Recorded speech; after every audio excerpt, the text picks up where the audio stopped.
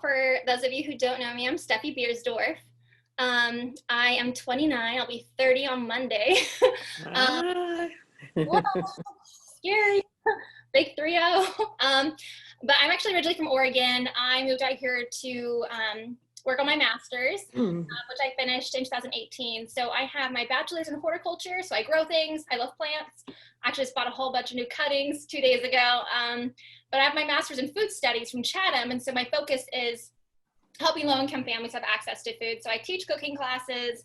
I focus writing policies to ensure they know families are able to, have that right to nutritious food. So I've been a member at Temple Sinai since 2016. It's been a while. And so it's been nice to kind of stay in Pittsburgh, and everyone at Temple Sinai is great. And so I feel really lucky that you guys reached out and was like, hey, Steffi, you want to teach a cooking class? I was like, of course I want to teach a cooking class. Be my little element. So this is my kitchen.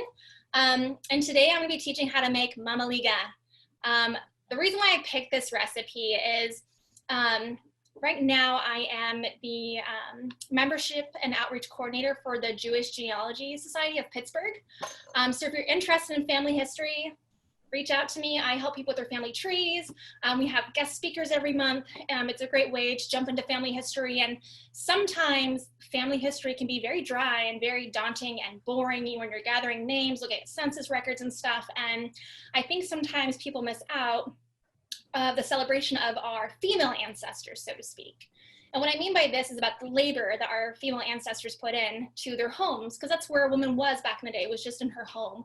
And it's like, although men were the hunters and gatherers, women, were the ones who were cooking the food and coming up with these traditions that a lot of us, still cook with today. And so when we look at the foods that are on our plates, our foods, they tell a story. They tell our family history. And so a lot of times, with family history, it's a great way to, write down family recipes if you have time. If you still have people around, reach out to them who are older than you, or, family members who may already have stories written down about, recipes, or maybe like they kept grandma's apron or something. Like that's another way to jump into family history. Another way is to interview them about their foods that they ate and they consumed, whether their food traditions came from religion, whether they came from just, the old country. For instance, my grandma, she shared with me a story. She's been gone for 2 years now. But she, was like, oh, I was at Fred Meyer's and I saw that Jewish bread is what she called it. And sometimes I aspired to be half the Jewish woman my grandma was. And so but she would tell me how her mom, would make challah, but my grandma would be like, oh, Jewish bread. And so for me, making that connection. So when I make challah at home, I think of, my grandma and how she made the same thing when she was younger, and my great grandma did the same thing. And so it's kind of a way to continuing, the history of our people and being able to connect to, previous generations. And so today I picked mamaliga because my family on my dad's side, they are immigrants from the former Soviet Union and from Romania. And so I focused a lot of the times with my cooking on, Russian Jewish foods, because it's so recent for a lot of my dad's family. And so my grandma's dad was actually a Romanian Jew. And so I was like, well, it'd be kind of fun to kind of tap into that side of my family and kind of get to know more about Romanian Jewish foods and what, they would have partaken back in the old country. And so mamaliga is a polenta dish, and people in Italy, they eat polenta. In Romania, it's called mamaliga, and it's basically the same thing. But what makes it different is that, the stories that we have tied to that particular food. And so today, in case you don't have the list for ingredients, you're gonna need 4 cups of water. And if you're feeling a little fancy today, you can even do 2 cups of vegetable broth, which is what I'm doing, to 2 cups of water, or you can even do 2 cups of milk to 2 cups of water, whatever you feel like today. So I have 2 cups of milk, or 2 cups of the veggie broth. I have 2 cups of the water. And then here I also have 1.5 cups of the cornmeal. I'm just going to interrupt and say that tomorrow we will send out the recording of this video and copies of the recipe. So, if you don't get it all down now, and if anybody has questions along the way, use the chat. If you don't know how to use the chat, let me know, and then we can give the questions to Steffi as we go. Thank you. So yeah, so with the food items, if you are cooking along, I'll give you like a few seconds or minutes to kind of gather your things. So after the cornmeal, you're going to need salt. Grab at least 2 tablespoons of butter. And then you're going to grab some olive oil. And then if you're feeling really extra fancy, I will be showing after we do our basic mamaliga, about adding, some ricotta cheese, adding some feta cheese, and some garlic. And then I have some onions I've already cooked. But this is a slow recipe, so hopefully I don't lose anyone. But I guess since, it's about family history and stuff, like, are there any particular, family foods or recipes, that you can think of that have been passed down in your families? And feel free to kind of open the floor for a couple minutes, but kind of like, share those stories if you're feeling willing to.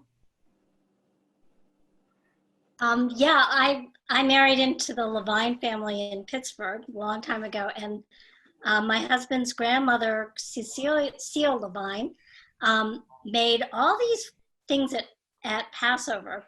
One of them she just called Borkus. And as she got older, she was hospitalized, I wanted to try and make it. And I was at Temple Sinai and I mentioned it to someone and she said, oh, that just means beets. So I really didn't get anywhere. And finally, I did find a recipe that I make for my husband's uncle and his dad now every year. And it's from Joe Nathan. It's beet eigenmots. It's beet preserves. It's the coolest stuff. It's beets with almonds, lemon, and the whole lemon, including the peel, and ginger, and a lot of sugar. And it's very unusual and really good. And they claim that it's a lot like their mother's or better. I think she used canned beets. Okay, nice. Oh, that's wonderful. Does anyone else want to chime in and share a story from their own little family tree that's been passed down in their family? We'll take 1 or 2 more. So you're making me want something that I haven't had in years, but my mom used to make kasha all the time. I mean, that was just a staple in the way some people make rice these days. My mom made kasha for us.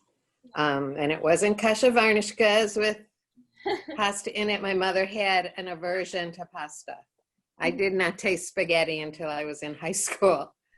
Had it as a school lunch. But it was just straight kasha. And I realized listening about family recipes that I haven't had any in a very long time. Yeah. I should do that. So my grandmother, my maternal grandmother, made like the most delicious sour dill pickles that were like gold, strawberry jam, her butter cookies, and she made Russian tea cakes. Those were the dishes that we all clamored for. My mother was not a baker. She pretended not to be a cook, but she actually was a very good cook. And her kugel recipe, I make, my sister makes, my cousins make, and we all, whenever we're together eating it, it does evoke so many memories of my mom. And so I think after, we're done cooking here, I guess if you take anything away from this, just, find, ways in which you can connect to the past, this idea of like Lador Vador, from generation to generation, being able to keep those recipes alive. For example, I'll show you what I have here on my wall. My grandma who raised me. So I have a little photo here of us when I was a baby, and then a little recipe card she wrote of her phenomenal chocolate no-bake cookies, which are delicious, and then a picture of her and I together. So it's my grandma Evelyn on my mom's side, but just finding ways to preserve your family history. So anyways, so we're gonna get cooking now, which I'm excited. Roberta, there's a request if you have the link to the recipe for the beets that you talked about. Betty would love that. I can do that. I will, which I'll just send it to Tammy or to the link to it. Yep, that would be great. Yeah, it's actually from Joan Nathan, but I can probably throw in some tips. Okay. Thank you. I like that too. I love beets. Alrighty. So, there we go. So we're going to get started. If you want to go ahead, you're cooking along. We're just going to take a few minutes to kind of gather your ingredients. If you have any questions, feel free to type in the box. So the first ingredient you're going to need is you need 1.5 cups of cornmeal. I'm going to give you about 30 seconds to a minute to grab your cornmeal.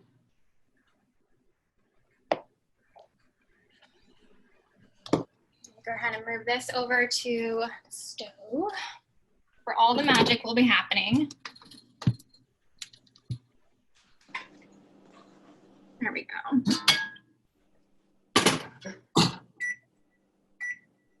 Perfect. Great camera angle. Oh, thank you.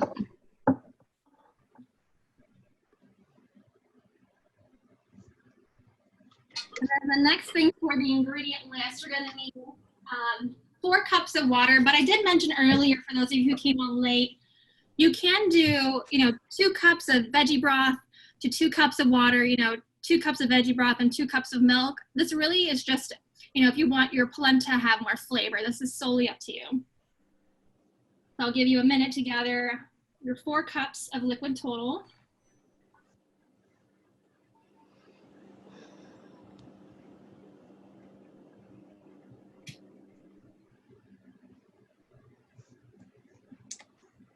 And if any of you are interested in like pairing wines and stuff to foods, today I'm actually drinking a passion fruit liquor that I actually purchased the last time I was in Israel. That's last year, so.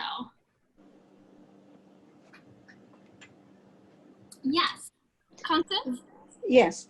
What are we going to need a large casserole like you have on your stove? Anything that's deep will work. Okay. About how? Okay. Yeah, even just like another pan typically you can use would be, something like this even. Okay. Yep.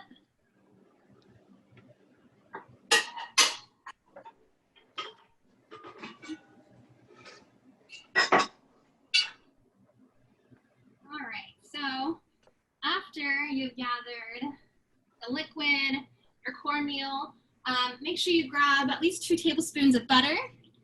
And then you're also going to want some olive oil. I'll give you 1 more minute for that. And if I'm going too fast, let me know.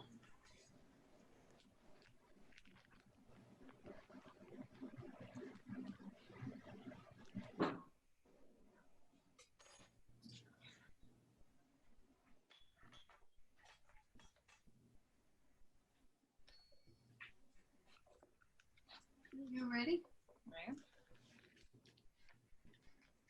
Alrighty. So we're gonna go ahead and move on to the next step. If everyone's okay with that.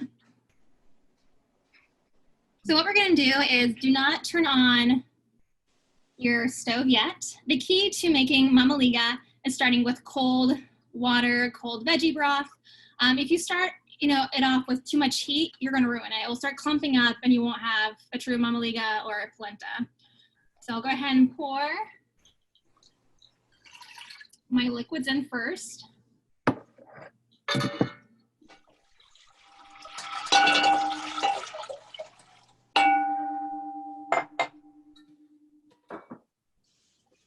And then for tools, what I like to use, this is a spurtle. I love it just because of the ridge that it has, so it keeps everything, from sticking to the bottom. But you also want to use this whisk to begin with.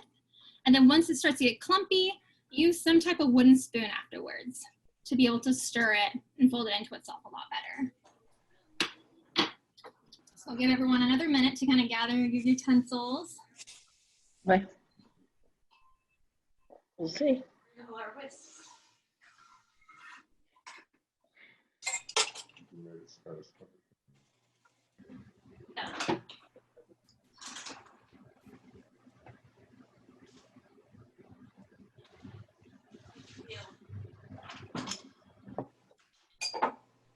All right, and then from there, I'm just gonna drizzle in a little bit of olive oil.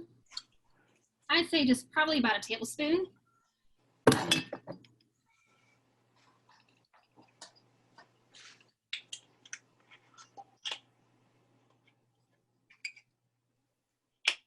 Give you guys about 30 more seconds.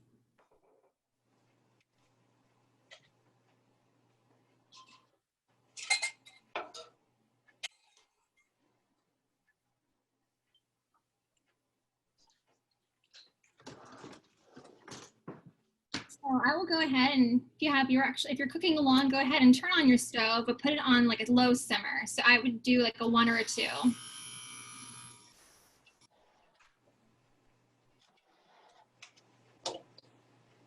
So I hope everyone likes stirring because we're gonna be stirring for a very long time. And it could take anywhere from 15 to 30 minutes of stirring. Steffi, Matthew Schwartz is asking, you used veggie broth and water, and I know you said you can use any combination, but could you repeat that for Matthew? Yeah, so combinations you can do 2 cups of veggie broth with 2 cups of milk. You can do, just the 4 cups of water. You can do, 2 cups of milk to 2 cups of water. It's really just up to you on how you want the base of your polenta to taste. So if you want it to be, more flavorful, I would recommend using the veggie broth, or even like milk if you want it to be more creamy, or water, because you will be adding in, salt and pepper. It just kind of depends on your own palate.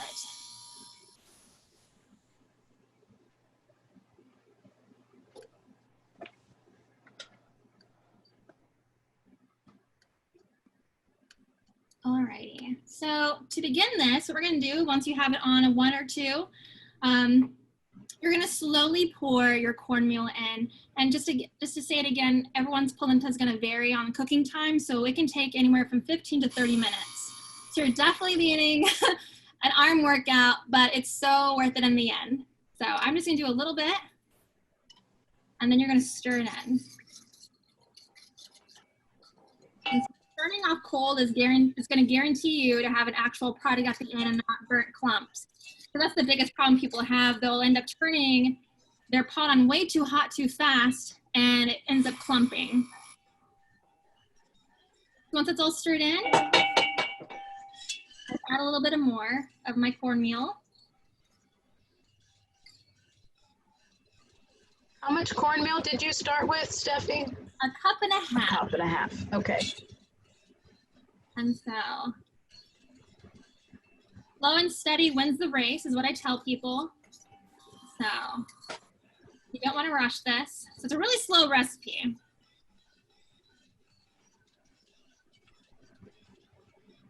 You just keep adding it, keep stirring.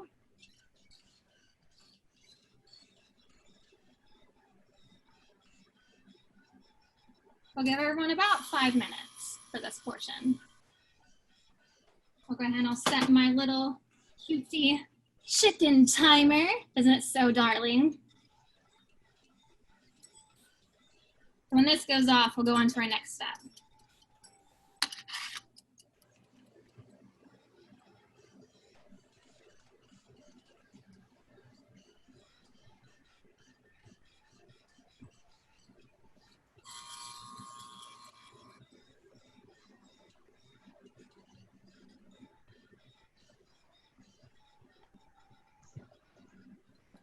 Connie, did you have a question?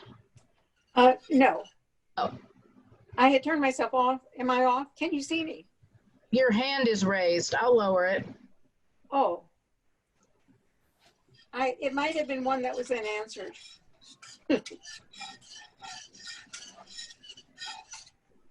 Well, I did ask her and she answered it. It was the size, a different kind of pot. Okay.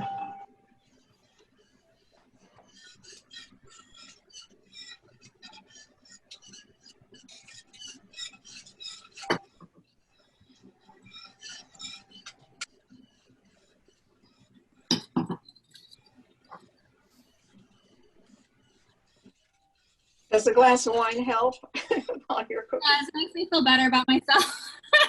Just You kidding. and Jacques Pepin. Actually, the kind that I'm drinking, it's a really nice liquor from Israel that I got recently. Oh, okay. The vine. So if you're ever there, highly I recommend. might have to grab a cup and join you. You should.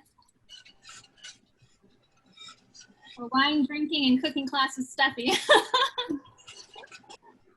Can you get something like, can you get that kind of a wine or something similar here in the US? Not that I know of, because this is actually straight from the vineyard, where I was on Birthright. And so the store does do international shipping. So I can also send you the link to the particular bottle of wine. So if you're feeling fancy and want to treat yourself, highly recommend it. Send it to Matthew.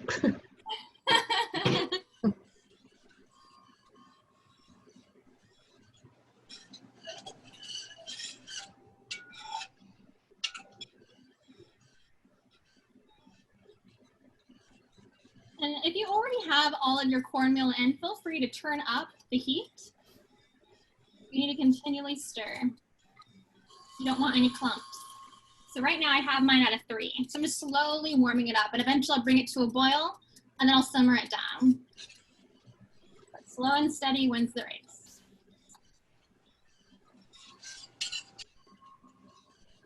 And just think of all those muscles you are working in your arm right now. So if you're feeling extra fancy, you want to work out your other arm, you put the whisk in your left hand.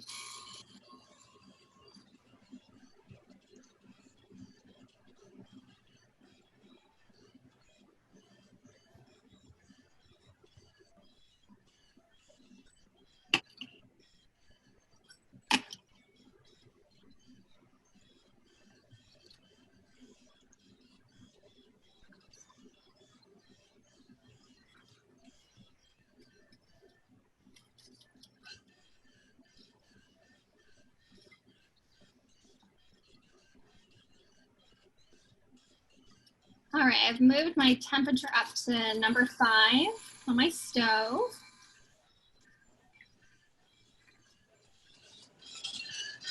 There's about 1 minute left, so hopefully you're getting in the rest of your cornmeal into your pot.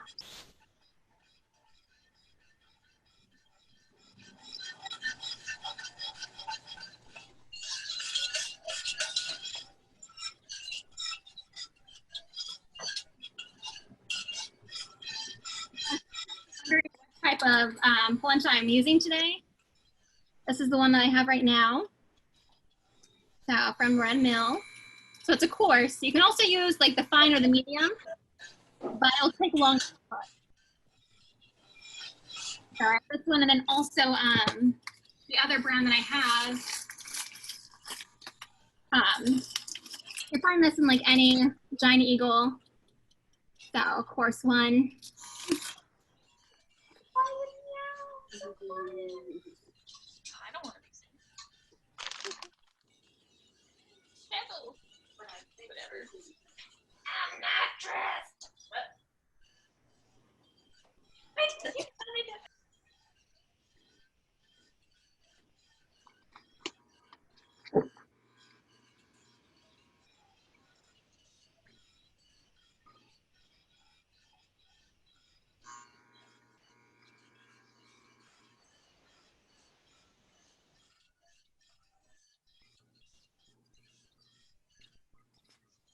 So at this point, now that the timer is done, you can take a break from stirring for about a minute.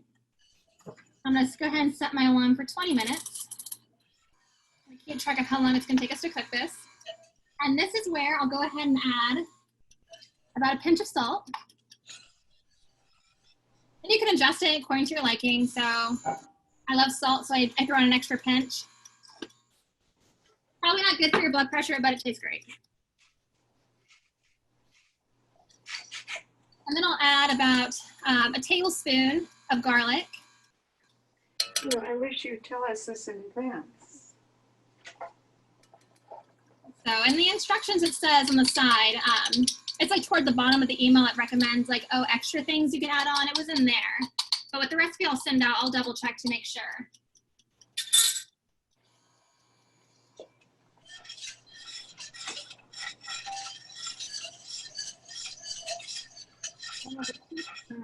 I Once it begins to feel thick, you want to go ahead and switch to either, you know, a spoon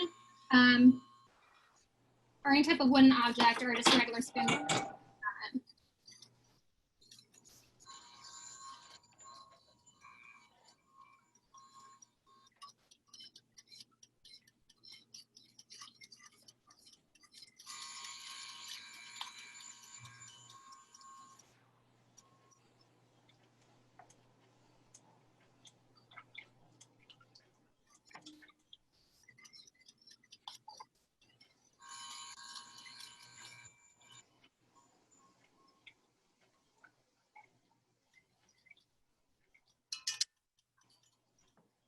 You can go ahead and give yourself like a minute break, kind of let it heat up, and then go back to stirring. What type of consistency is the goal here, Steffi? Yeah, so if any of you have had grits or polenta before, you want it to be like creamy. Like you don't want to be, you know, hard enough where it can't just pour out of your pan. So it should be kind of like folding upon itself, if that makes sense. Yes, thank you. You're welcome.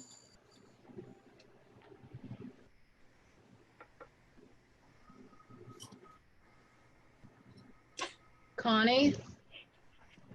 Was there another ingredient after the garlic? Nope, that's it. Okay. Thank you. You're welcome.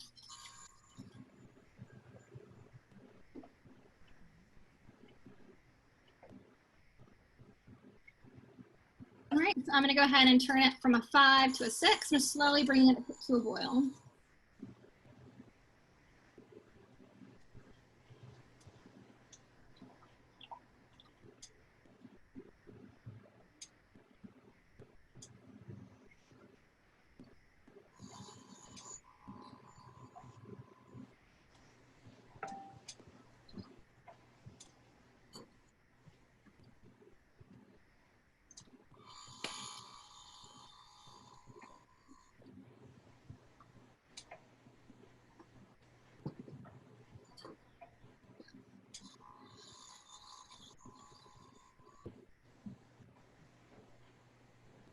And then another ingredient you could add if you want to is pepper. That's solely up to you.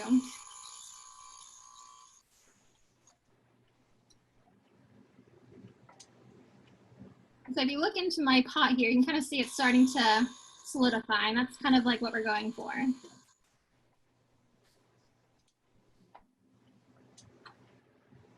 The goal should make sure just none of it sticks to the pan.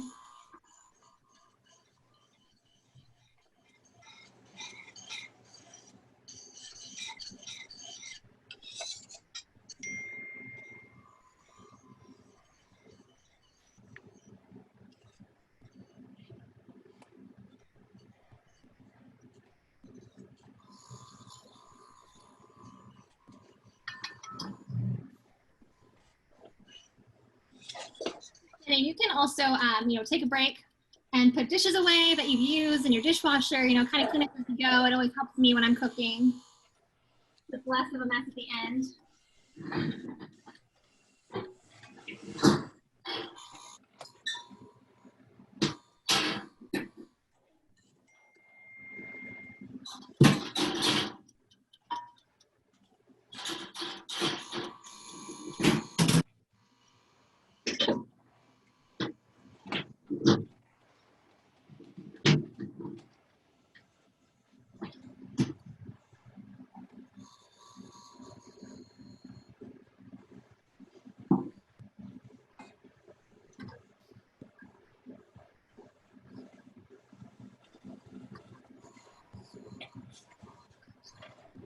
So mine's already starting to get thickened, where I want to go ahead and switch my tool over to my spoon.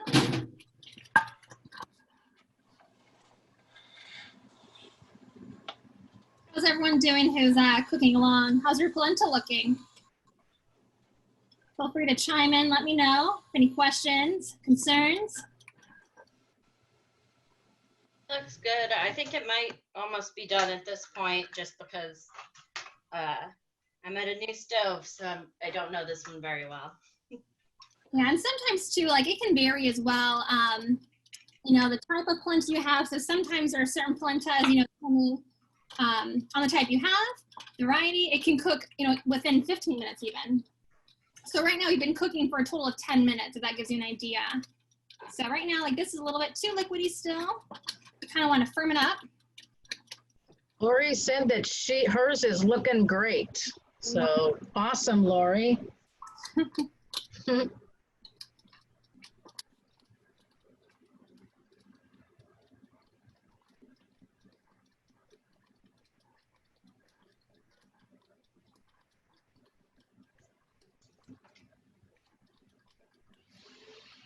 I'm starting to see little volcanoes in mine, so it's getting there.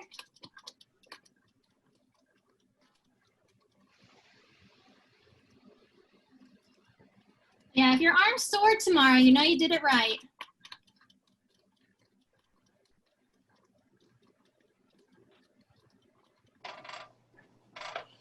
If I can lower my computer, I'm gonna turn on my vent real quick so you can have a better view.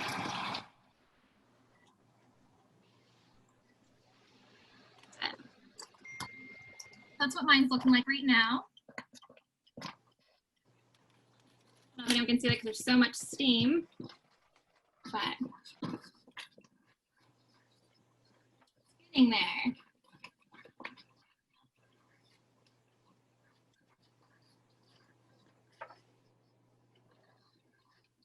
So at this point, I would go ahead and add your butter.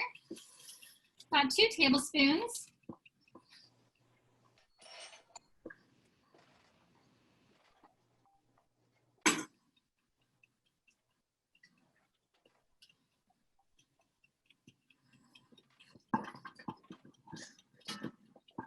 And go ahead and just stir that in.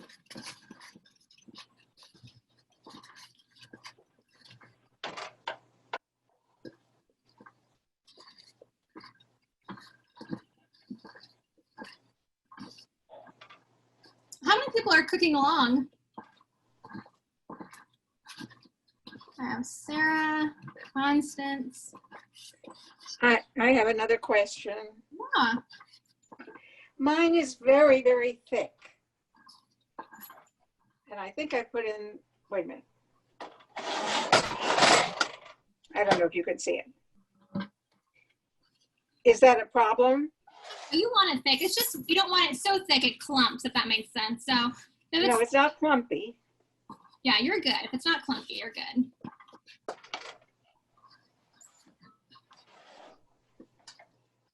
Seems And like is a this couple when- people are cooking along. Perfect. Is this the time you'd add a little white wine if you were going to? If you wanted to. And how about cheese and things like that? Does that come later? It comes later once it's done. I will be showing an extra thing after this. So the goal of this class is just to show like a really basic Mama Liga that you can kind of add on to. And so I'll be showing, I'll be adding cottage cheese, I'll be adding feta to mine. I'll be layering mine actually in a cake pan here in just a few minutes actually. So hopefully I'll give you a couple ideas what to do next time. But the goal is just today is to be able to get down making this basic Mama Liga recipe because it can get ruined so easy. But once you get the arm technique down and you start it off with cold water, you're gonna get it every time. Is this something, Steffi, that you could even add like cooked chicken or meat or something, like a protein in there? Oh yeah, of course, yeah. If you can do chicken, whatever your heart desires, you can feel free to add it in. Today I'm actually gonna be adding eggs to mine. Which I'll show you guys here in actually just 2 minutes. So right now we've been cooking our polenta for about 15 minutes now.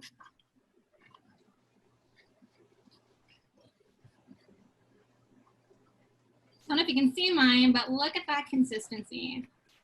That's so exciting. That's kind of what yours should look like, where it just kind of folds in like that. So Is there anything that makes this different than Italian versions of polenta, or is it more what you add that makes it Romanian? Really, I mean, what's interesting to think that, you know, really it's the same thing, the same exact thing. What makes foods Romanian, what makes foods Italian, is really the stories behind the food. if I were to make this say for, some Italian here in Pittsburgh, they're going to think, oh, this is Italian because they're from Italy. You know what I mean?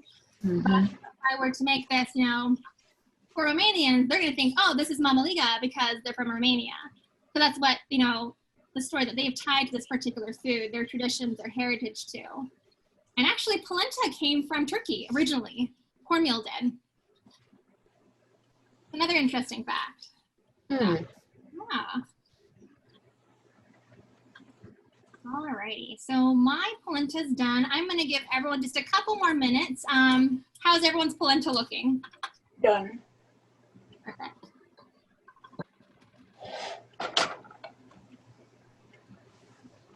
My cat's like yelping in the background.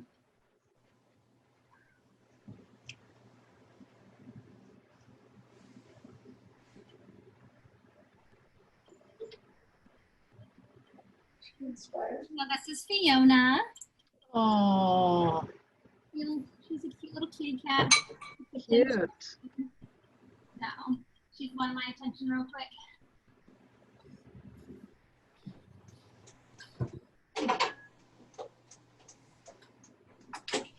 Alrighty, so I'm gonna go ahead and move my polenta off of the burner that's hot so it can kind of cool down for just about a minute.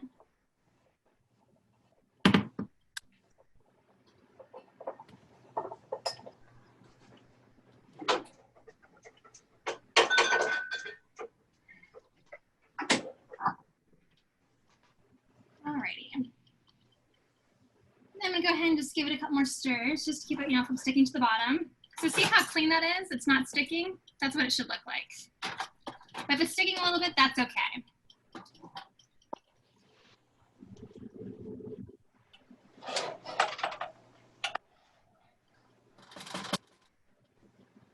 That rests for a minute.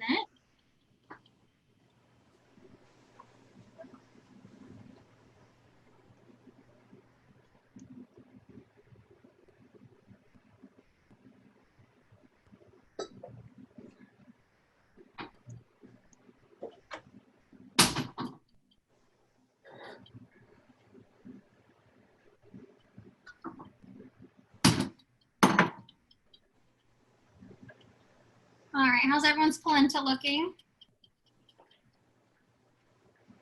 We're all about done. Grab one more dish really quick.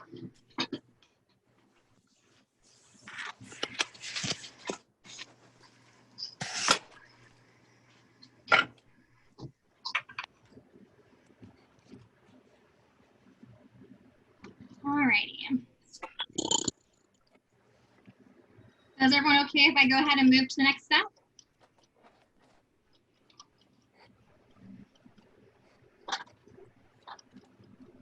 So right now, at this point, if you're gonna go ahead, and add cheese and stuff and eat it from there, from a bowl, go ahead, add the cheeses that you want. What I'm gonna be doing is a little different.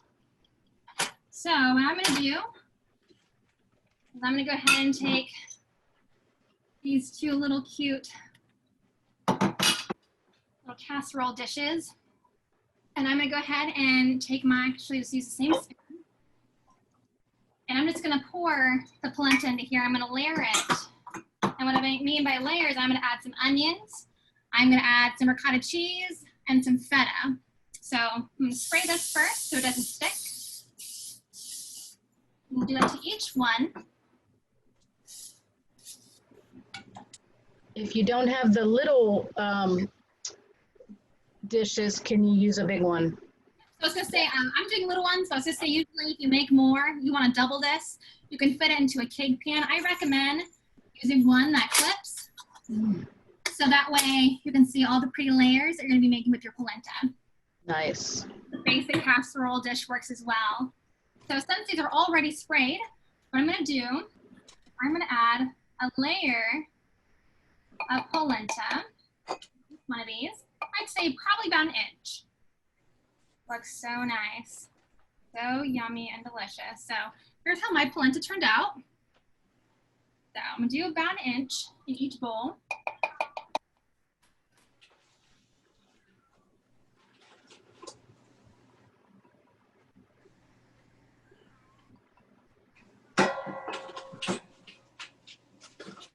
for those of you who can hear my cat yowling in the background, playing with the cat next door. There we go. So at this point, I'm going to go ahead and preheat my oven.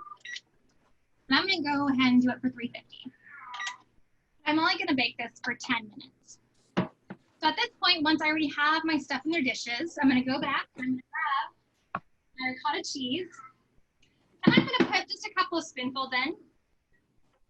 And basically with this, we're just going to layer it on. Just spread it out. Kind of like you're making a cake.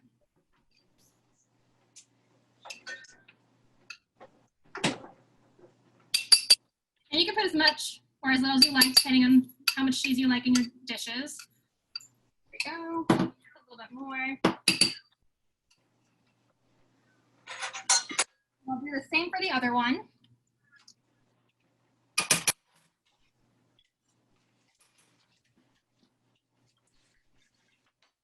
Go ahead and just spread that out. So I'm just spreading it out with a spoon. A little bit more.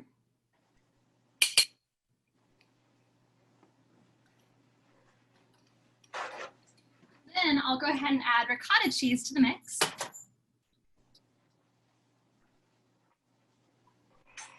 I'm just kind of spreading it in, just like little handfuls.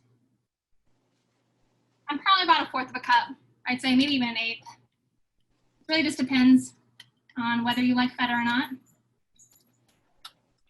Feeling saucy today, add some extra cheese. Can't go wrong with cheese. And then after that, I will add some sauteed onions that are already sauteed. So use a spoon. I'll just kind of spread it out. There are some sauteed onions. I actually added garlic into this mix as well. And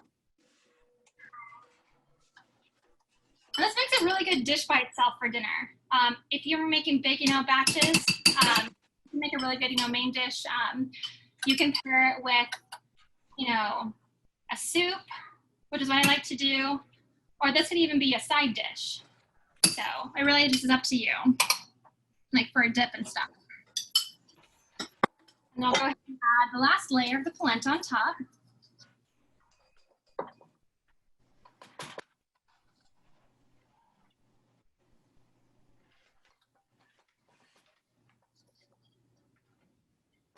Has anyone tried their polenta yet? Yes, How'd it turn out? good. I needed to add pepper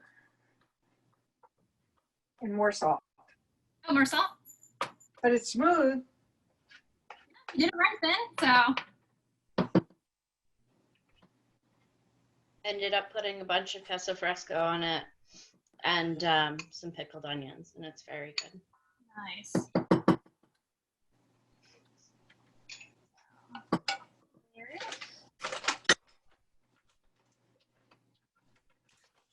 Good wholesome dish too. You're just having a bad day, you just make this little pot of polenta and just have a good warm bowl of it and watch a movie.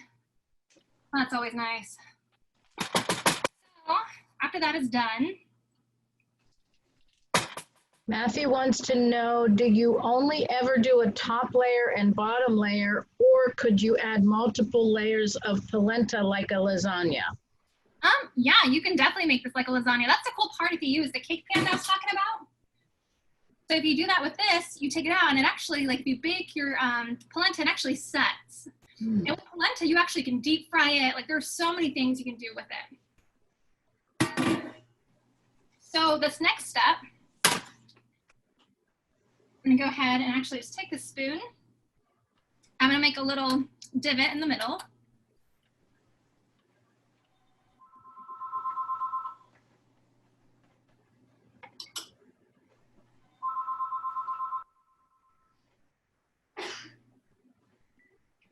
Hi, Rachel.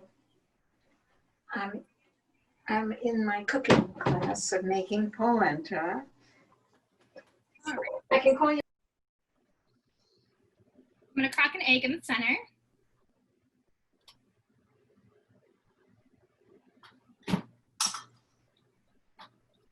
I'll do the same thing for the other one. Go.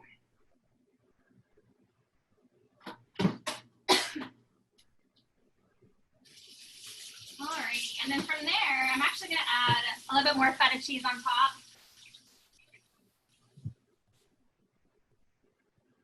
And some people even do like sour cream on top, sweet cream. It really just varies depending on what you like.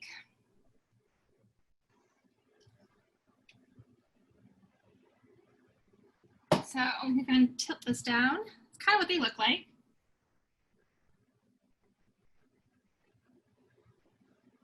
And then from there, I'll add just a little bit more salt and pepper on top. Just a little pinch of both.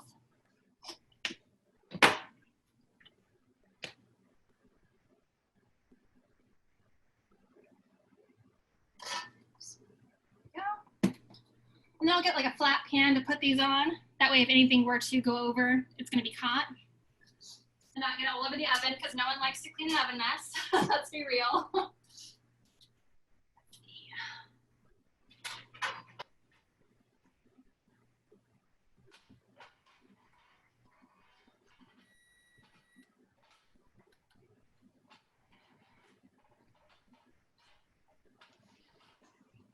All right, so does anyone have any questions? I'm popping this in the oven for 10 minutes and then it'll be done.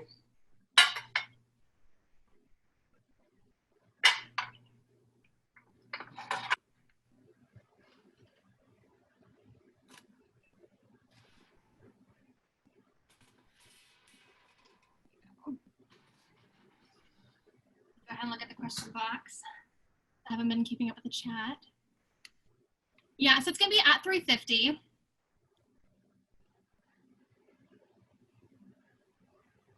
Let's see. Yeah, I would do it at 350. Do it for 10 minutes, and you're really just cooking it until the cheese melts and until you have the type of consistency of the egg that you want. So some people like their eggs over easy. Some people like them well done. And if you don't feel like cooking the egg in it in the oven, you can actually just, make eggs, like hard-boiled eggs in a pot. So you want to heat up your pan with water, get it boiling, and drop an egg in it until it like hardens. That's another way you can do it. Let's see.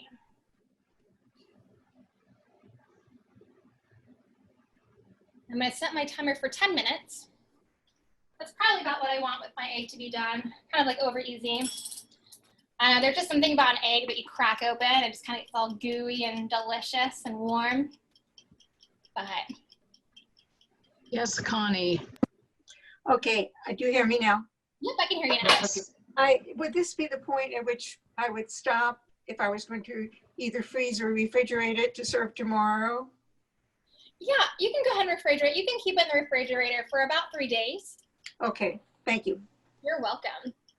Smells good, looks good. Does anyone else want to show me their polenta that they made? Oh, wonderful. Sarah, what did you put in yours? It's not really Queso fresco and pickled onions. Oh, Sarah, that looks good. It tastes very good. Wonderful. About 9 minutes left. Does anyone have like any cooking questions or like things they're just itching to ask about cooking, any tips that they're looking for, to take back home with them? Not today. Perfect.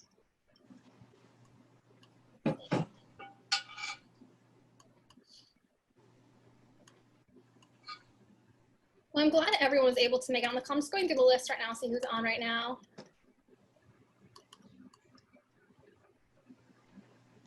And then were there any other like questions when it comes to like making the polenta that you were confused about?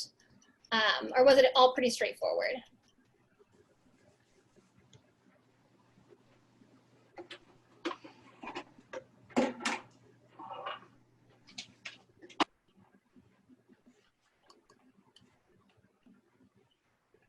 Okay, perfect. Yeah, sorry I didn't cook along, but it looks certainly Really good. simple enough to actually accomplish. Oh, On yeah, my I'm own. going to try this. Looks very good. Let's see, can you substitute anything for the butter? Yes, so you could add, more olive oil.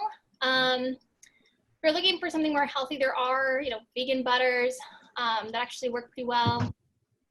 You could add milk as a substitute. I'd maybe do like half a cup of milk.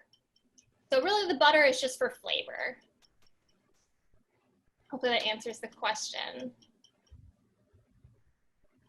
Yes, it does. I was actually looking for something like non-dairy, so maybe a vegan butter or an extra oil, I guess.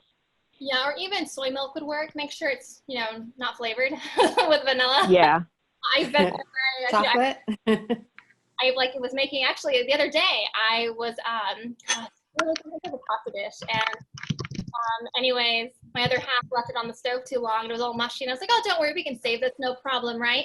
Well, I grabbed the milk out of our fridge, and go figure, I ruined it even more, like, 'cause I grabbed the vanilla soy milk, so just like this mushy vanilla soy disgusting mix. It was just, he felt so bad. It was hilarious. But yeah, oat milk, I don't know. Oat milk seems to be like very hyped nowadays. Even at Starbucks, I have people coming in when I'm making their drinks asking, oh, do you have oat milk yet? You know, and I mean, oat milk is creamy. And if there is a plain one, I don't see any problem with it. Just make sure it's plain. We're going to have some really nasty tasting polenta. Yeah.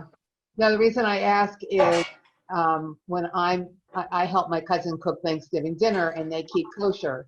So we make mashed potatoes, but I don't like the consistency of almond or soy milk, so I started using oatmeal milk. I do wonder how coconut milk would be. I haven't tried it. It's too thin. It's the consistency. But yeah, I'd give oat milk a try. Let me know how it turns out. I've never tried it before like that. But going back to the meat question though earlier, I forgot to mention that if you are going to add meat to this dish, make sure your meat's completely cooked beforehand. You cannot cook the meat in the pot with the polenta at the same time. But you know, a lot of people do chicken. If you don't keep kosher, you know, some people do other types of meats. So it's really up to you. So I have about 4 minutes left until my food is done. I'm gonna go ahead and just take a peek real quick and see what it looks like. Oh, it's getting there. Here, I'll have to show you guys. Look how beautiful this egg looks. Let's see. It's finally set. So, Okay. it's gonna look amazing here in a few minutes, but anyway, so feel free to, I mean, you're able, if you want, you can go ahead and jump off the call if you have something else to do. Really all that's left is just showing like this end piece of the polenta. I can even send it as an email attachment. So if you have other things to do, thanks for coming. I was really excited that I got to the little cooking session. So hopefully, you know, the things were will be sent out. Feel free to stay on for the last 4 or 5 minutes. Feel free to chat to each other. But yeah, hopefully, you know, you'll sign up for the other cooking classes. So there's some really good people who I've baked with personally on these classes.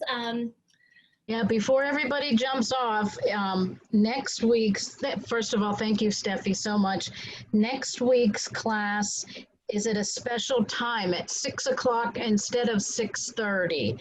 Kate Passarelli is going to be cooking Southern food, and I think she's making maybe a whole meal. I'm not sure. It seems awfully impressive, but I think she's cooking a whole meal, but it's at 6 o'clock instead of 6:30. And Tammy will get the video for this recording and the recipe out in a few days. Okay. Thanks so much. Yeah, I want to see it come out of the oven, Steffi. I'm going to stay on. Yeah, I want to see the final. Yeah. Then I know what it's supposed to look like. Yeah, this is our dinner for tonight. So, can't go wrong with polenta. You know, I've had polenta deep fried. It's delicious. Some people will deep fry and put into a soup even. So maybe instead of doing like matzo balls, you can substitute it with like deep fried polenta. Something fancy. I've made it like on a flat sheet pan and just baked it and then just cut it up in like squares. It's delicious. That sounds really good. Oh, let's see, a couple more minutes. I'm so excited to eat. I'm so hungry. Yeah, an air fryer. I was looking at the little comments in the box. An air fryer, that would be interesting. I think that would work. We have an air fryer, so that might be something I'll try. Actually, the air fryer is just right up there. Actually a really good recommendation. Let's see. Yeah, thank you to everyone. I'm just going through the chats and I haven't been able to look at it.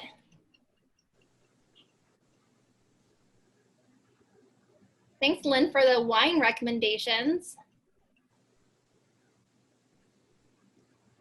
Yeah, any fruity like wine would go really well with this. Kind of balances out like the savoriness of the dish.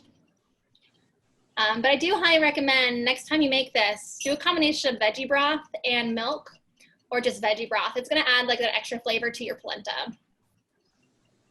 How about straight veggie broth? Just like the whole 4 cups of veggie broth. Yeah, just the entire like thing works. So. All right, let's see. Almost done. I'm so excited to see this finished product. I always love how like the chefs, like the professional chefs, they'll have everything prepared in advance. They'll have a whole nother meal, like they'll like make it in advance. Like, oh, hey guys, this is what it looks like at the end. It is. So let's see, new message. Wants for dinner. Tell Parker if he gets here in 10 minutes or 15, he'll be able to have some. So. But then I can't see it come out of the oven. We can wait for you. You can come see all my plants. I got a whole bunch of new ones that you missed out on. Like our whole table's filled with plants, Parker. He's on mute. Actually, we can go ahead. I'll show you guys my plants are waiting for. Hey, honey. Hi, everyone. Hi. So a whole bunch of new plants. All exciting. So perfect. The timer just went off. All right, hold on just a sec. Oh, this is lovely. Okay, I'm gonna pull this out.